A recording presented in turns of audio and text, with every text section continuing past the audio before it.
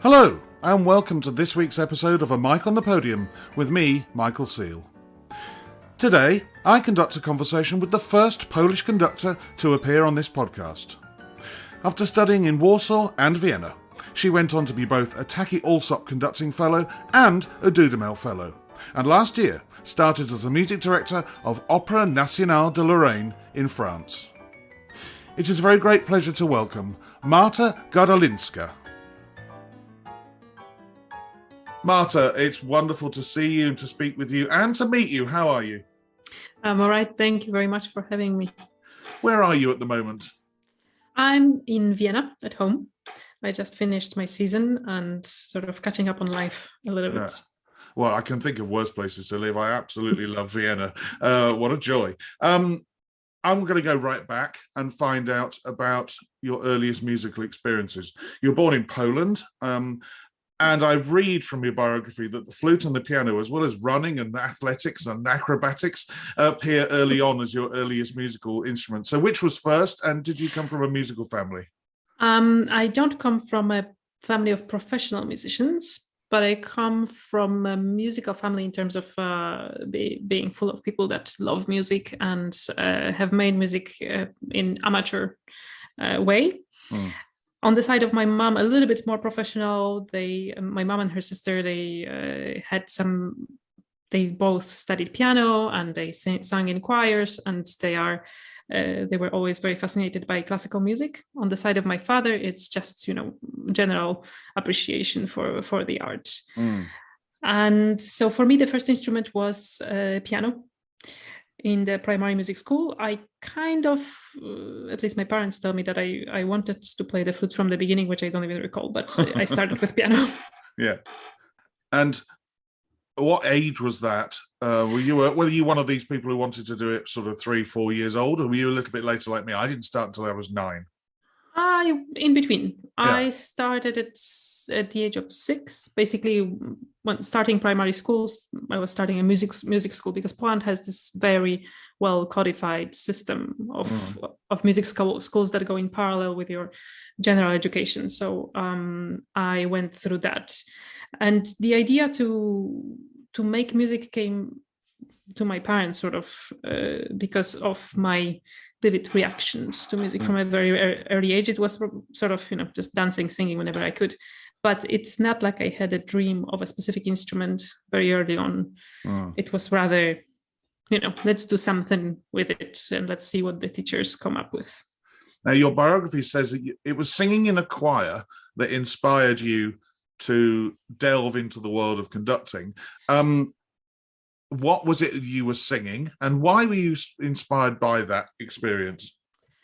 Well, it was the choir of the secondary music school. So I was like an early teenager, and we were doing all sorts of, traditional things that you do in the choir. So what was it that was one of the bigger experiences for me at the time was Vivaldi's Gloria. I adored it. And we had a very inspiring choir conductor. She really was the way that she would bring together all those teenagers and motivate us and really make us work and see the results of harder work and discipline was fantastic. And I was really fascinated by the choreographical part of it. It was so beautiful to watch her.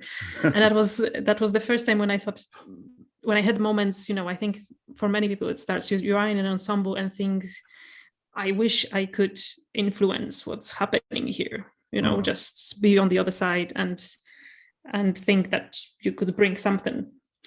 So it was her. It was that teacher. What's interesting about that is that you are a lot younger than I, but I've spoken to people around my age and older who remember their first people who inspired them in youth music groups were female conductors. The first people who really conducted me were Angela and Helen at Medway Music Centre. But then at the time, so that, I was playing, this is the early 1980s, there were no female conductors at all. Whereas, when you were doing, you were singing in your choir, already by then, people like Marion Alsop were around, De Martinez. The glass ceiling was at least being cracked, if not smashed. But it was at least being pushed upon hard. But it does feel amazing that these people who can inspire us, nobody batted an eyelid about the fact that they were female conductors when I was a kid. Nobody did, but there just weren't any, and this is going to come up later when we talk about Marin and the Taki Allsop Foundation. But yeah, I mean, I'm assuming there were others around that time as well. Yeah, and I mean, I think the way that I saw it back then, it was normal for women to be choir conductors. It wasn't normal for them to be orchestra conductors, even though already then in Poland there was this one conductor, Agnieszka Duczmal. She founded her own string orchestra, and it still exists. She still is working with them. It's really high level chamber orchestra, and she was seen as this, sort of Iron Woman of female orchestra conducting. Very, very respected. So there was already this little idea that it's possible because there was somebody else out there doing it. And you went on to study conducting at the Frederick Chopin Music University of Warsaw and the University of Music and Performing Arts in Vienna. Who was your teacher in conducting in both of those places? In Warsaw, my first teacher was Szymon Kawalla. He's a local conductor, and I spent 2-3 years. The third year that I was officially studying in Warsaw, I did as an exchange student in Vienna already. And that time was really good for me because it was relatively stressless. Which is very unusual for conducting studies, I think. Yeah. So I had the time to sort of look around the repertoire, explore a little bit, experiment a little bit, and sort of feel slightly comfortable with this in this whole situation. And then I when I went to Vienna, I studied with Mark Stringer and his assistant Yuji Uasa. And that's a very different environment, of course, at the Music University in Vienna with high competition and a lot of pressure. But in Warsaw, your teacher there, I mean, I've asked this question many times, and I use the generalized point. Was he a Musin, where everything was stick technique and less about the score and study, or was he more of a Swarovski, which was all about the score and about 10 minutes period about stick technique, or was he somewhere in the middle? What was his approach with you on teaching you conducting? It was more Musin, definitely. It was very technical, and sort of in terms of repertoire, there were things that you take a piece and you do it this way, period. Right. You don't really mess around with how things are done. And here is in 2, here is in 4, and and that was completely different in Vienna. That was turned around, and that's where proper score study started, and context and digging and experimenting and argumenting for hours about one bar pickup and Well, listeners may well like to know, and maybe you would like to know as well, that coming in the future will be my chat with Mark Stringer, which is very, very long because, as you know, Mark loves to talk about conducting and all facets of it, and so when I get around to it I will edit it. But it's interesting that I don't know whether Mark does it on purpose, but he's also, he is the successor, maybe 2 or 3 down the line, to Swarovski.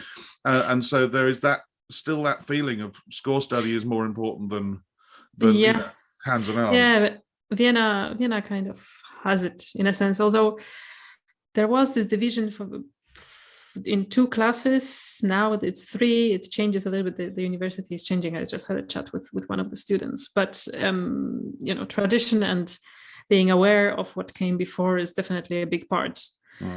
And I gotta say that I loved my time at the university here for this reason. It really opened my eyes to how fascinating it can be just to study the score and how much you can get out of it, and going from detail to synthesis of everything and back. It's great fun.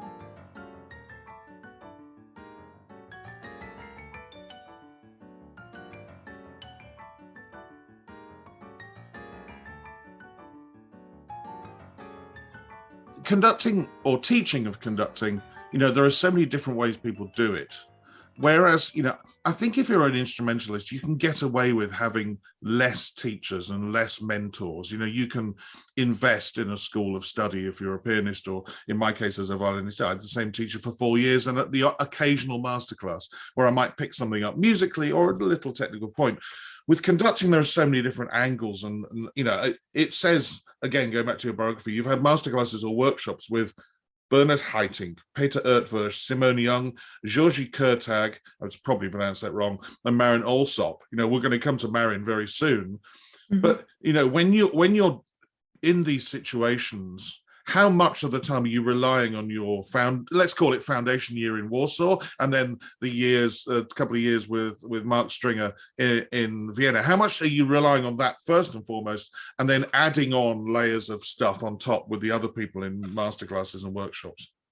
That's an interesting question. I think I have to say that till today, when I conduct, I'm quite aware that I'm relying on the very first basis of the very first lessons that I had with the choir conductor. Yeah. Because I got from her the connection between your breath and your gesture, and your intention and your gesture, and the emotion and the involvement of your face in conducting and your sort of whole body, plus basic of like a sort of clear technique, which of course changed when I switched to conducting orchestras. And in all of these teachers in master classes, of course, are very different, and they have a little bit of a different purpose. So I think with most of them the teaching was more about music specifically, and the piece and interpretation rather than technique. With the exception of Peter Rütfusch, where since it's contemporary music, it also requires a little bit of a different approach, and that got technical again, but never forgetting the musical aspect. So that's a fantastic school as well. Yeah, Kwame Ryan talked about working with Peter Erdwursch because he ended up becoming basically a contemporary music expert at the beginning of his career, which was a shock to him. But that was partly through masterclasses and studying with Erdwursch. Before we get into your career, which is wonderful, and me asking you certain things about guesting, about opera competitions, I'm going to stay with teaching, because the next big thing, I suppose, for you teaching-wise was the 2 years you were associate fellow of the Taki Alsop Conducting Fellowship. Yeah, I've interviewed Marin on here. I've interviewed Chloe Soterstedt. I've interviewed, I think, 2 or 3 now who've been through her fellowship. And I always ask the questions. What did you take away from those 2 years of being basically at the end of a phone from Marin whenever you wanted to be, but also the sort of female specific things she talks about? I've watched videos about how she teaches you in the fellowship. What sort of things do you remember specifically thinking, oh my God, that's a complete 180-degree flip on how I thought I should do it? I think, first of all, with Marin, what's amazing is that it wasn't just the 2 years that I could reach out to her whenever. It's still like that. Yeah. And that's just such a privilege, to have her as a mentor, and in a sense as a friend. She's just fantastic. And for me, the most important thing at first, especially, was seeing her not only in rehearsal but all around, how she interacts with everybody around, how she prepares the rehearsal, how she deals with people backstage, how efficient she is. And that was always a little bit of a mystery for me, since I don't come from a musical family. And you learn in school how to conduct, more or less how to rehearse, but much less how to manage your career and how to manage the people around you. So that was a fantastic experience to see her. Then I remember 2 sentences that she said to me, which actually came to me recently. Be careful what you wish for, and don't be afraid to say no to things. And that is so important and difficult at the same time to practice, but it's very good to, especially, don't be afraid to say no. It's so nice to hear from someone who's so accomplished, who's been through so much and knows the industry so well, instead of this constant sort of pushing you forward, just do more, go for it. You're young, you can do anything. Rather pace yourself, be smart. And just don't do things just because it seems like they are attractive, but do things that are right for you.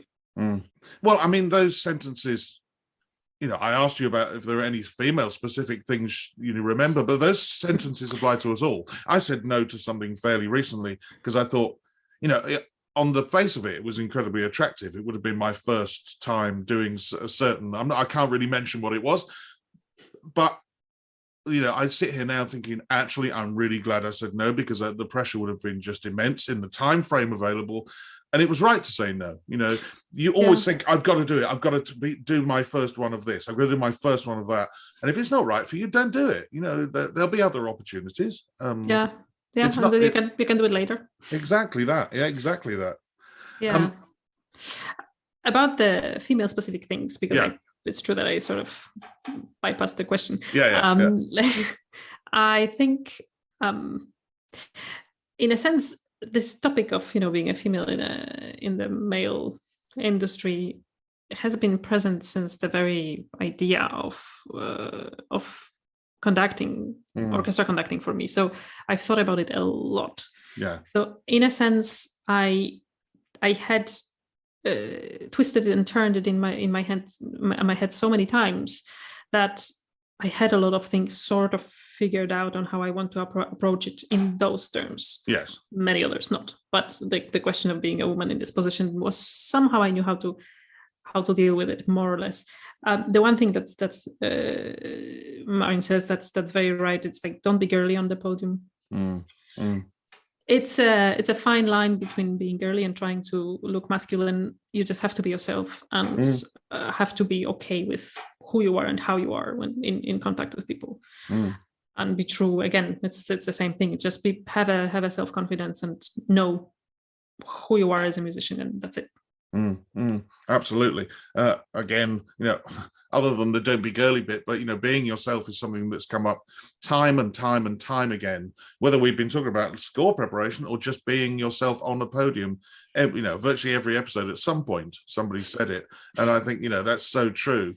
I'm going to stick with teaching one more time, but it's a different sort of teaching, because you spent a year as a Dudamel Fellow with the Los Angeles Philharmonic, but you also spent 2 years concurrently as conductor in association with the Bournemouth Symphony Orchestra, an orchestra I've conducted a lot and love.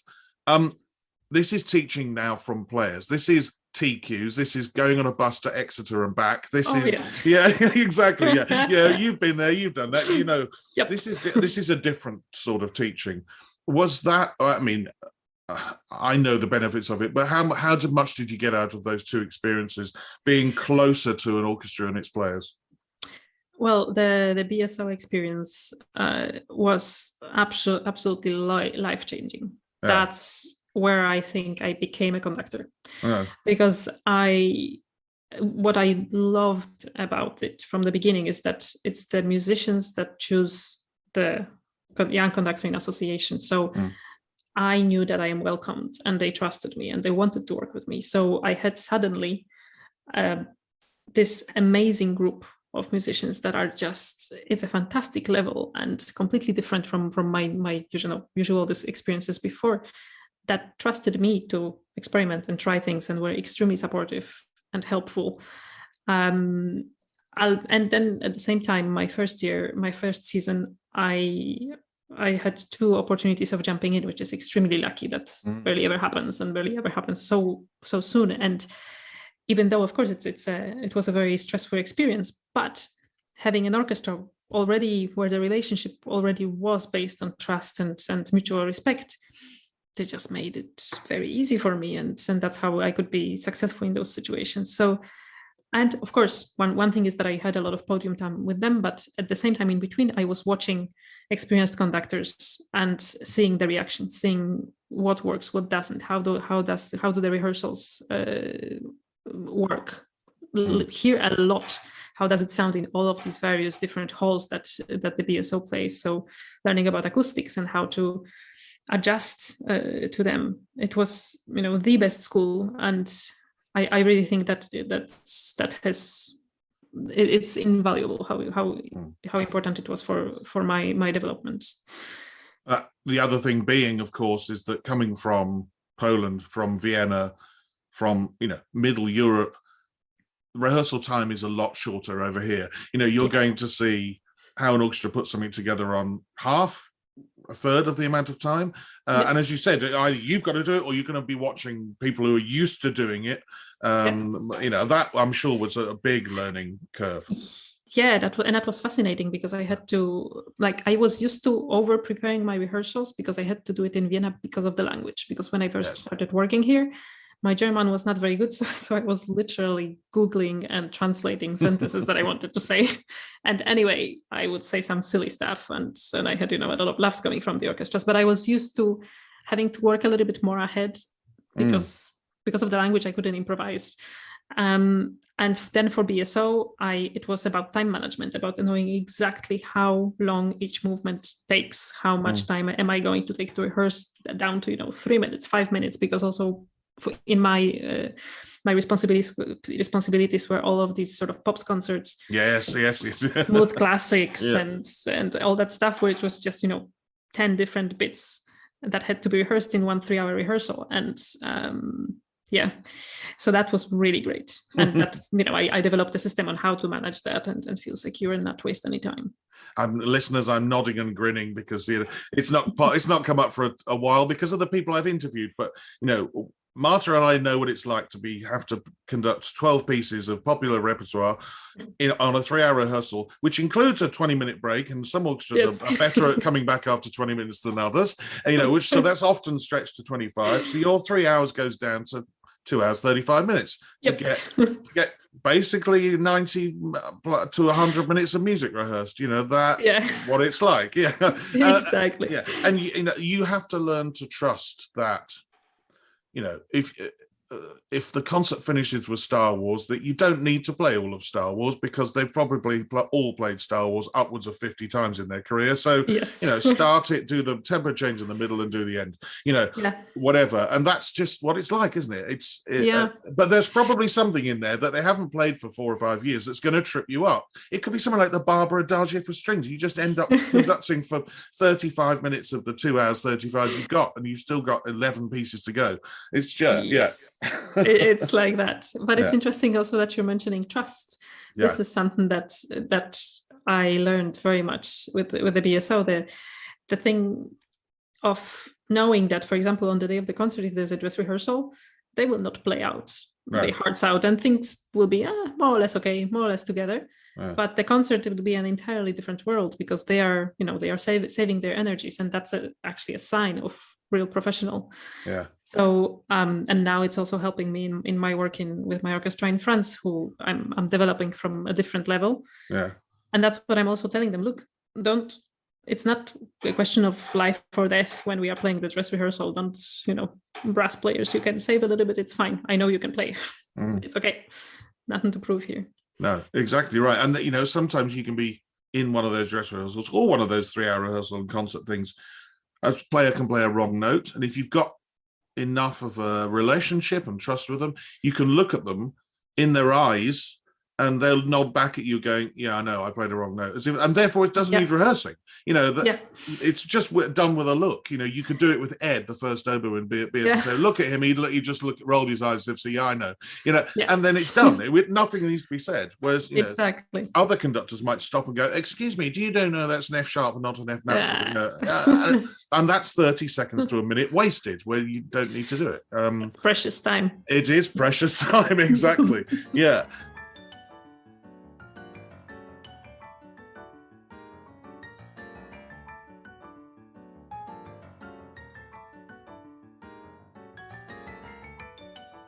Before we get out into your career, because I wanted to ask you certain things about guest conducting and then obviously go to, you just mentioned it, your job in France.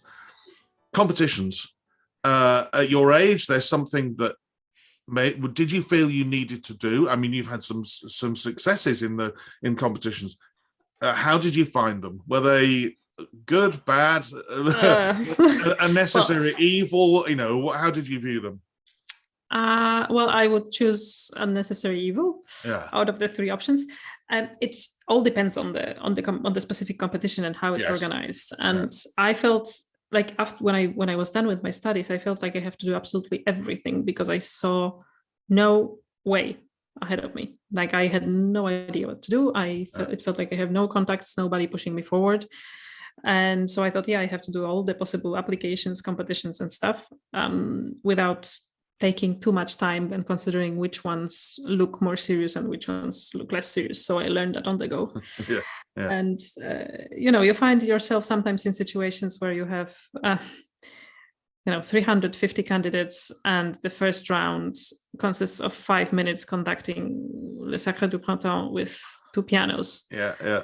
And the jury sits there for 9 hours a day, and and you're thinking like, and at the end you have all those, I don't know, 50, 100 conductors that are waiting for a feedback, and the jurors don't even remember if you were there or not, because it's impossible. It's absolutely physically impossible to process this amount of people. Yes. But of course there is an entrance fee that you're paying, and then you paid for the flight and you paid for the hotel, and you're staying in the city, and you're definitely contributing to the touristic development of the place, but that has not much to do with your career, really. No. Or not much to do with the proper assessment of your conducting. So as long as you can detach yourself and see that for what it is and say, okay, at least I had a deadline to learn some repertoire, then it's fine. So that's true. Yeah, and I had one very good experience, the Hong Kong competition, the last one that I did. I'm not sure if there are more editions of it. It was the first edition that they were doing, and it was spotless. It was so fantastically organized. Only 12 people invited. A lot of expenses were covered because the group of us was so small. Very transparent, absolutely no possibility of contacting the jury. We were completely separated. But after everything was done, the concert of the winners was done, we had a separate lunch organized with all the jurors to talk, get feedback, get contacts, start networking. Wonderful. Yeah, that's wonderful. One of the jurors was Gaëtan Ledivelec, who was one of the directors of Ascona Holt at the time. So I got to talk to him, and that's how I sort of got on the radar. And a couple of months later, the BSO, the Jumping In, and so on, and a couple of more concerts where they saw me, I started working with them. But it didn't come out of nothing, and it was clear. Even though I was just in the semifinal of this competition, and I had my sort of worst anecdotal horrible experience of jet lag and oversleeping for the semifinal. Oops. Oops. It was really, really bad. But anyway, it was still very positive, and everybody felt fair. I mean, I speak to young conductors who I teach or I give mentorship to through my Patreon page. And, we've discussed, should I apply for this competition? Should I apply for that competition? And the ones where, as you said, there's 250 in the first round that get whittled down to 75, that you just think, well, you could be flying halfway around the world, contributing to the local economy, and you're going to get what feedback after your 5 minutes of Le Sacre with 2 pianos? Nothing.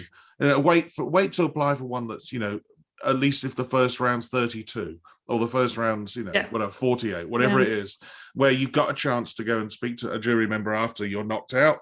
You mustn't ever think, I'm going to go and win that. If you think I'm going to get knocked out and can I get some feedback, well, then that's perfect. It's ideal. And that's, as you said, where you network and where you can meet people from agencies and exactly.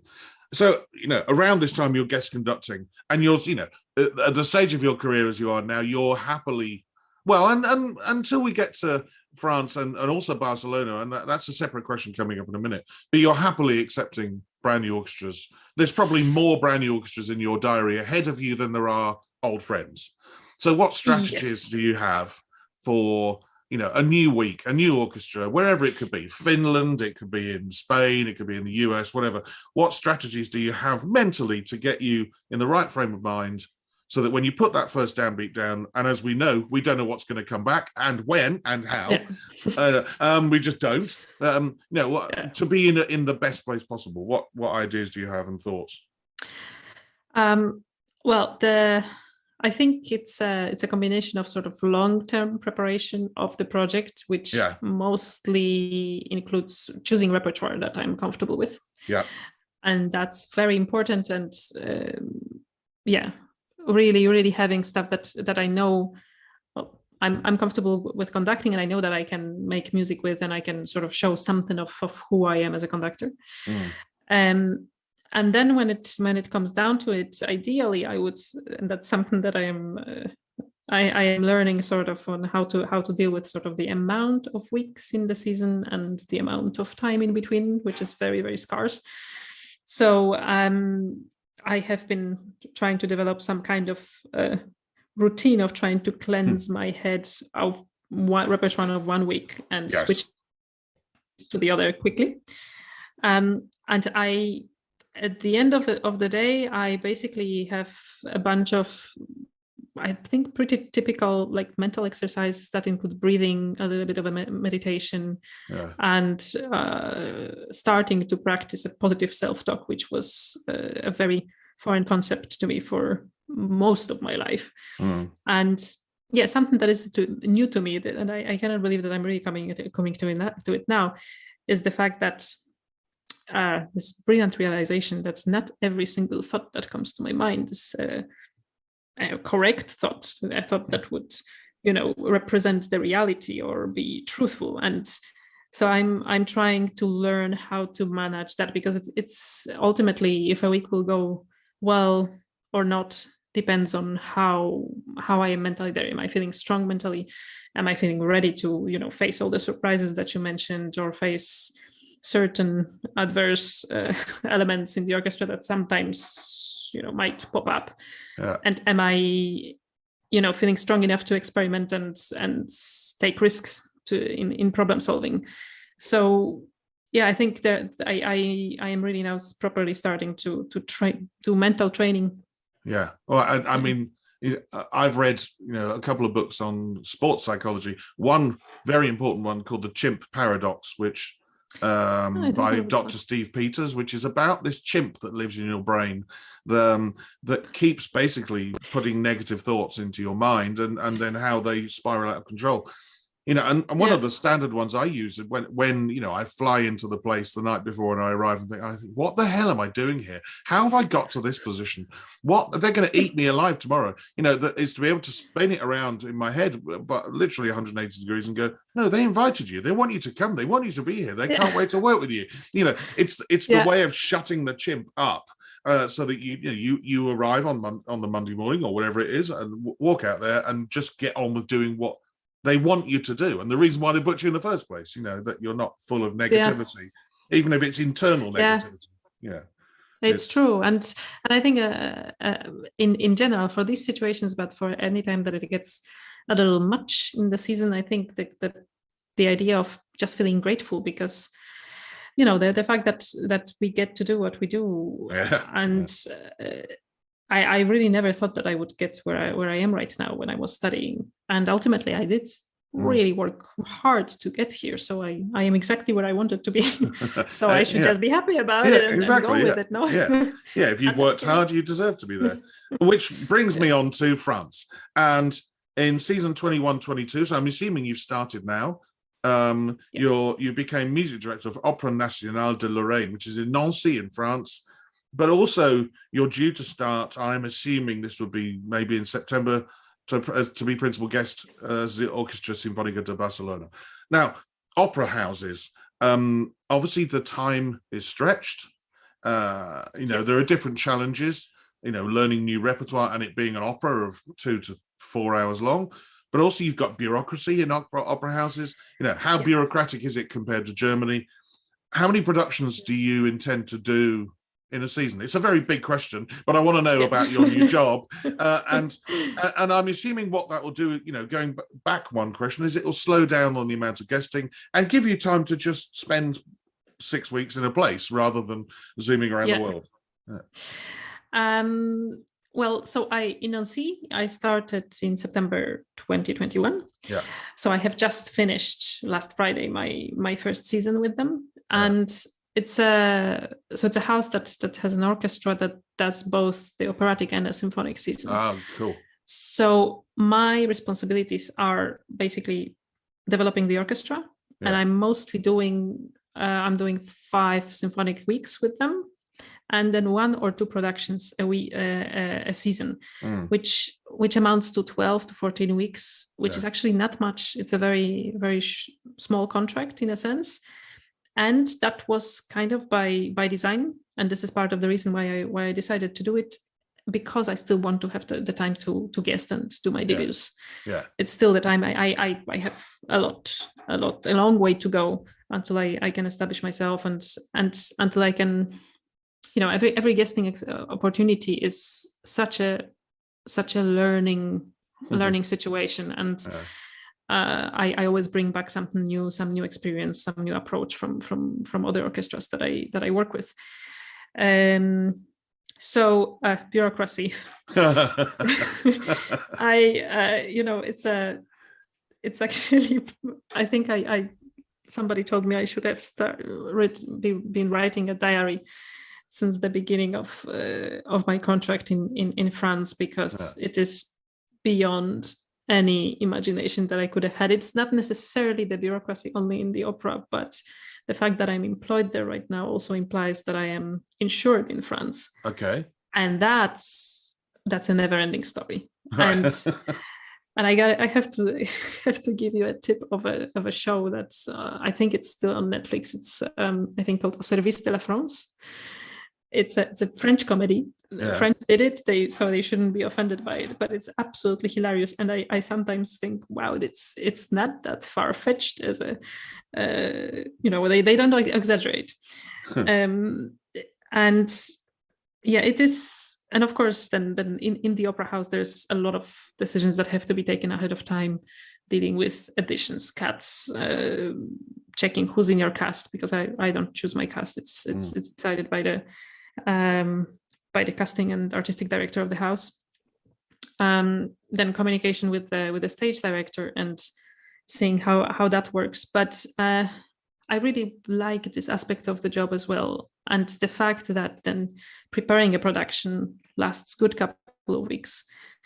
And you spend this time with this, even though it may be long, but one piece of music, just one artwork, and with one team, it's just so great. You get to live with this one thing and properly digest it and properly create something in exchange, sort of in cooperation with the stage, which is fascinating. And then there's work with singers. I love singers. I think they are just wonderful beings, and working with the voice, with text, and with their personalities, which is a big part. The psychological aspect of it is great. I really like it.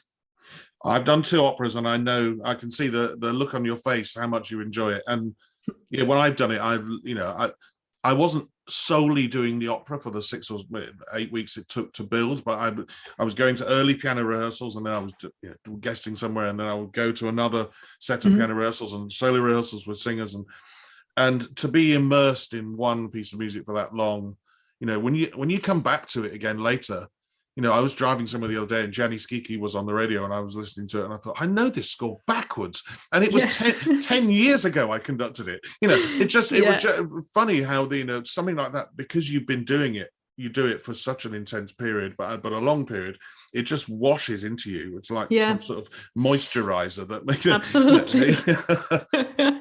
And it's and what I really, really like is how, when you work with a stage director that also understands music, and has looked at the score and respects sort of the musical side of opera, you create an interpretation that is not only yours, that is informed by the reading of the text of the stage director, but at the same time, if you see something, some gesture, some emotion that is so clearly written just in the music, but maybe it's not in the text. You can feed that to a stage director if you have a good relationship, and that just enhances the link between the pit and the stage, and it's fantastic.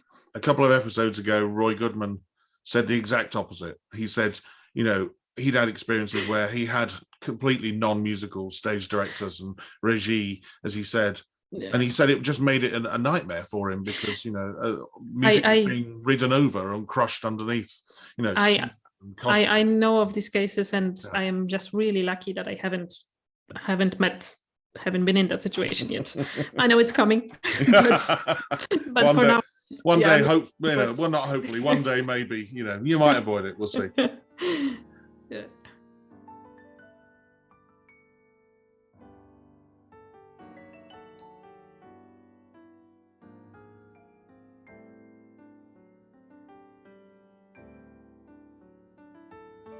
The question I've asked every single conductor, and it's about score preparation. And, the reason why I can ask you and enjoy asking you is because you're at that stage where you're learning so much new repertoire in a year.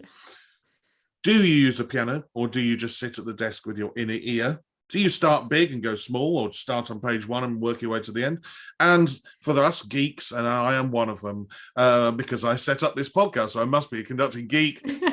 Are you a scribbler? Do you use red, blue, black highlighters, or keep your score, virginally white? What's your method, Marta?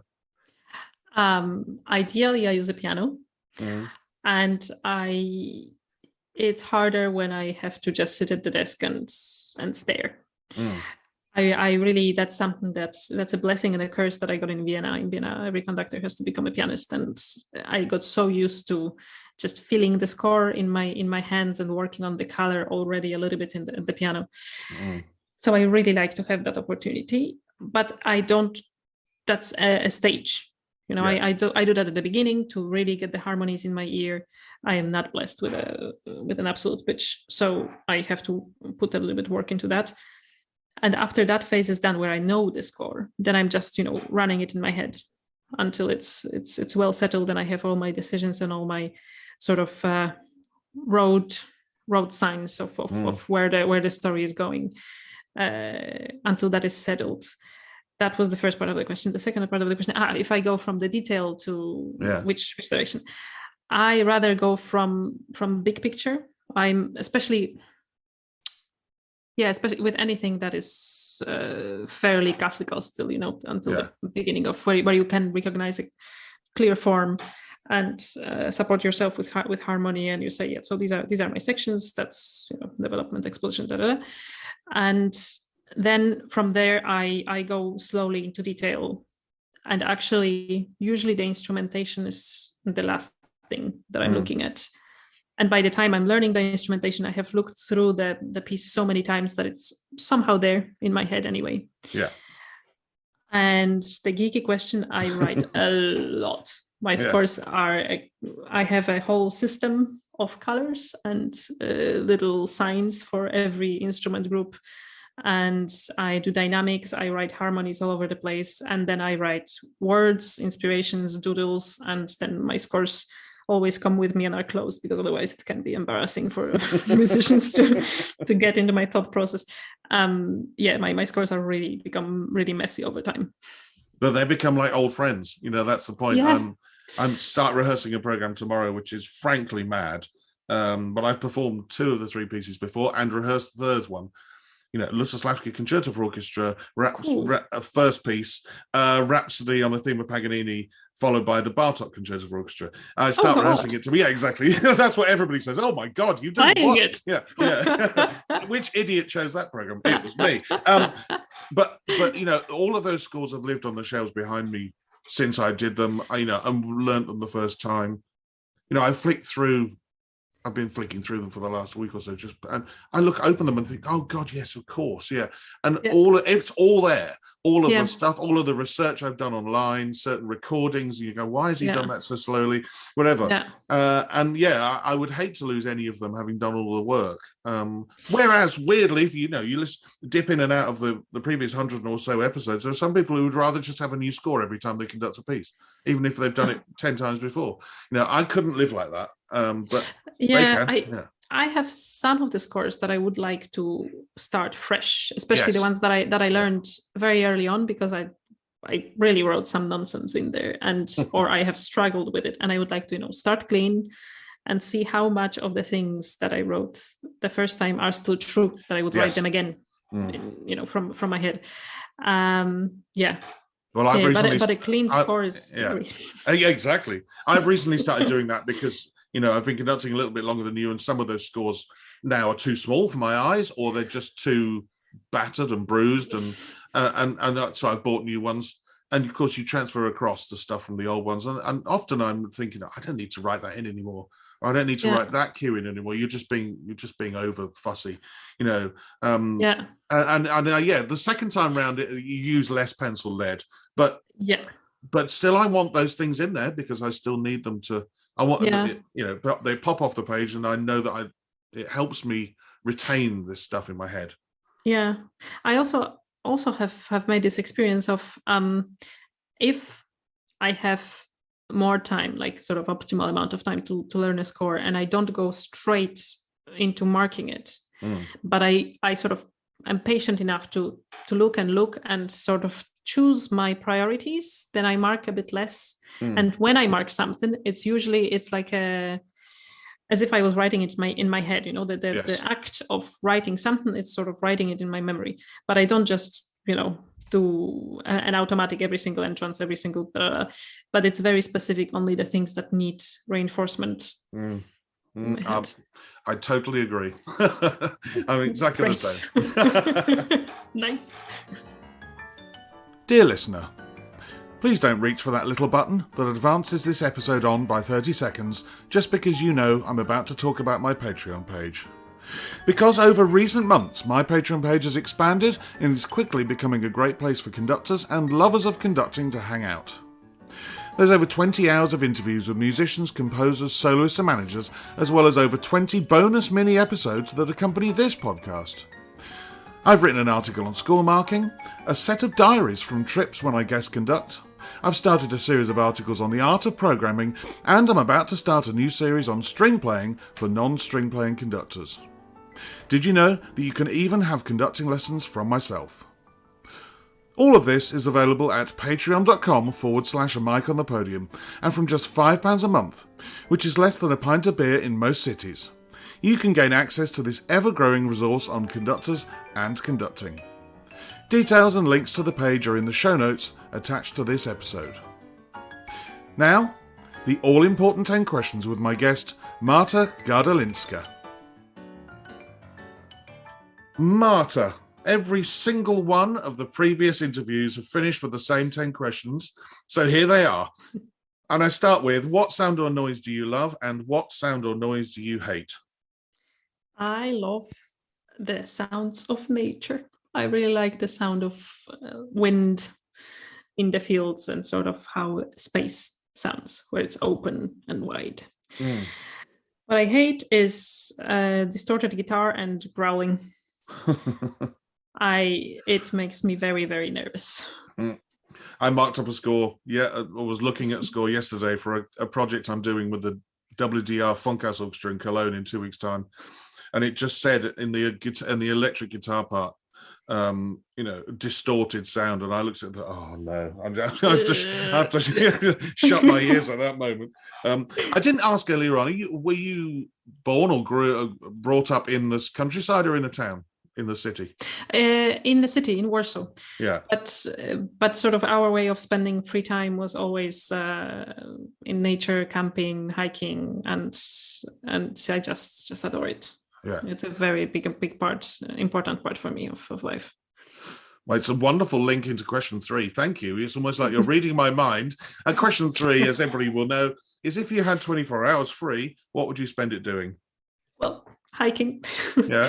But some really cool place that would involve both a little bit of mountains, a little bit of swimming. Yeah. And probably just sleep somewhere in a tent or in a cabin far away from civilization.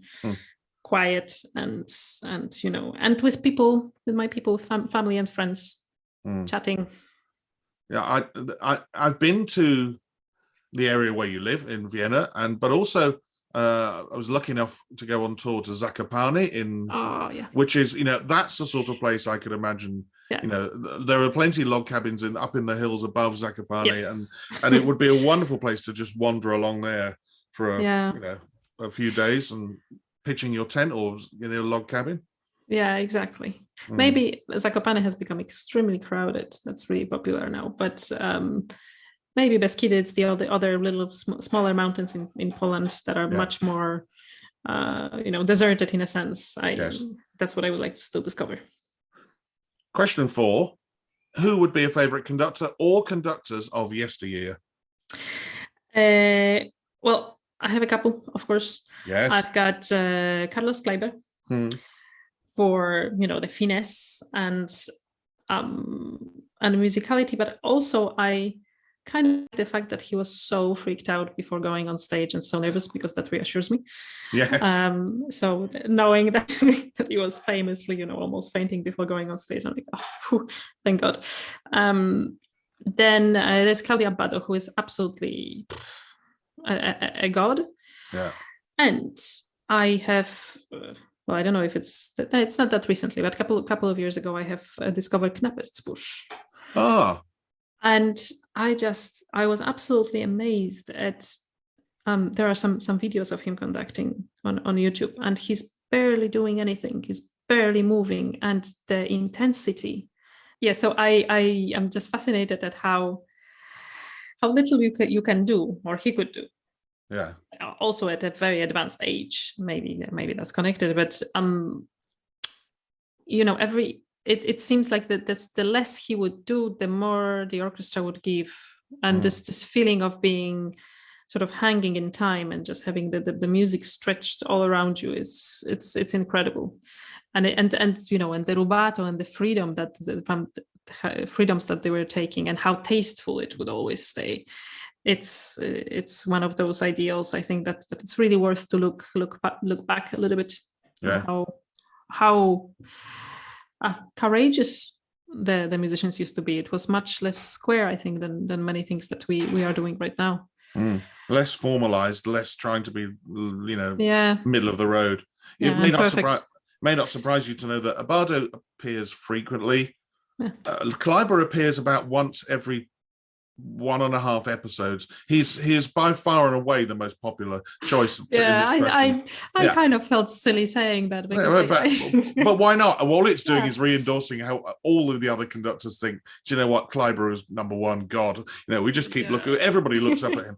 Knappertsbusch, I'm sure, has appeared once or twice before, and again, you reminded me to go and look at these YouTube videos, which I will, because conductors are geeks and we like to watch people from the past and just look at them and think, how are you getting that sound? What are you doing?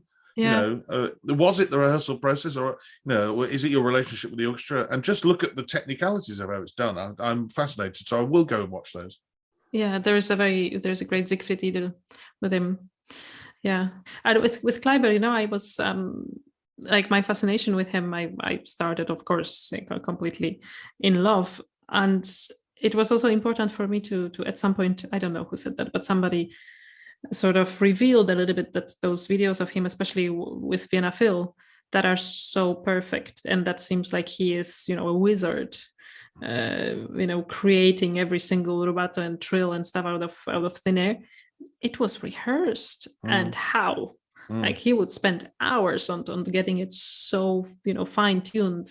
That's right. And that's really important to know, that you can get the same baton technique as he has, and it will not work with another orchestra if you don't make it work in rehearsal first. Absolutely.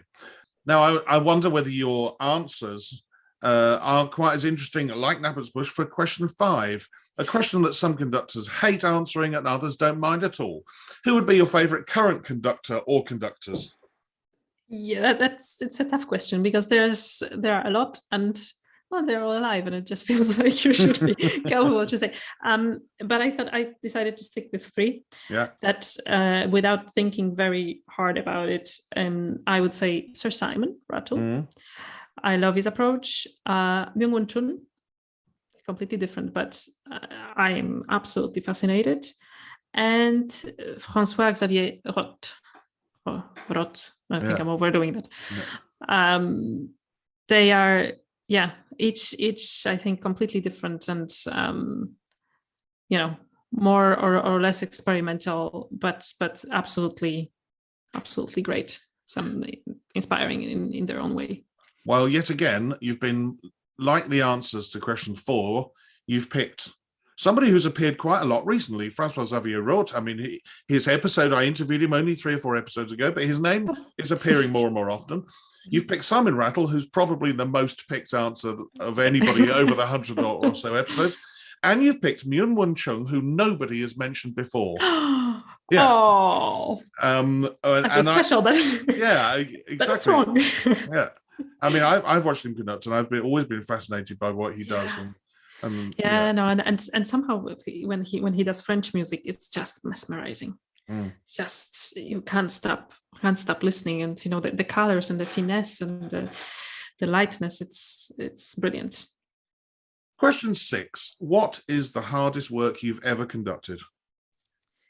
Well, in a couple of different categories, I have in the emotionally difficult one, I have Tchaikovsky 4th. Yes. Which I had a phase pretty early on in my studies where I was absolutely obsessed with the piece, and somehow it made its. I created a quite personal interpretation of it, and it stayed. So every time that I do it, like afterwards, I really feel emotionally drained, and it's and at the same time it makes it difficult to rehearse it, because I will not. It's not about me pouring my soul out there. The first movement is just technically hard to keep it together and get the tempo and the relations to what they are supposed to be. So in a sense, you are working with a mother that is very close to your heart, but you have to sort of make it technical at some point. Yeah. So that's very difficult. For the same reason, you just also reminded me of one piece, Chopin's First Piano Concerto. I was terrified of conducting it for the first time, because I did have a phase in my life where it was just I couldn't go through listening of like the first 3 minutes of the first movement without breaking down into tears, just being an immigrant, and from Poland, and my Slavic soul just couldn't take it. So, and I did have recently an experience. I was doing it with Szymon Nering, and thankfully in the rehearsal, in the second movement, I was like, I won't stop now, but I'm definitely getting teary-eyed. I hope nobody's looking, because that's quite embarrassing. So that's it's those are beautiful experiences, but difficult. Then technically, there is a piece by Donatoni called Arpège. It's a small ensemble, I think 7 instruments from what I remember, and it's just full of tempo changes that just have a metronome, and there's no relation. And the music only works if you are spot on the metronome mark down to 1. Yeah.